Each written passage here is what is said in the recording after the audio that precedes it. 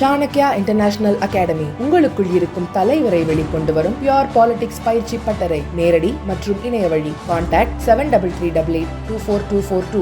இந்திய ராணுவ தளவாடங்களை வாங்குவதற்கு ஆர்வத்துடன் இருப்பதாக பிரான்ஸ் ராணுவ தளபதி கூறினார். டில்லியில் இந்திய ராணுவ தலைமை தளபதி உபேந்திர திவேதியை பிரான்ஸ் ராணுவ தளபதி பியர் ஷில் சந்தித்தார். அப்போது ஆபரேஷன் சிந்தூர் நடவடிக்கையின் போது இந்திய ராணுவ தளவாடங்களின் செயல்திறனை பியர் ஷில் பாராட்டினார். மேலும் பழைய ராணுவ தளவாடங்களை மேம்படுத்தி பயன்படுத்தும் தொழில்நுட்பம் தங்களை ஈர்த்ததாகவும் இந்தியாவின் DRDOவால் தயாரிக்கப்பட்ட பினாக்கா ராக்கெட் அமைப்புகளை வாங்குவதற்கு பிரான்ஸ் ஆர்வத்துடன் இருப்பதாகவும் ஷில் குறிப்பிட்டார். புதிதாக உருவெடுத்து வரும் AI மற்றும் எலக்ட்ரானிக்ஸ் போர் முறைகளை சமாளிப்பதற்கு இரு நாடுகளும் இணைந்து செயல்பட வேண்டும் என பியர் ஷில் வலியுறுத்தினார்.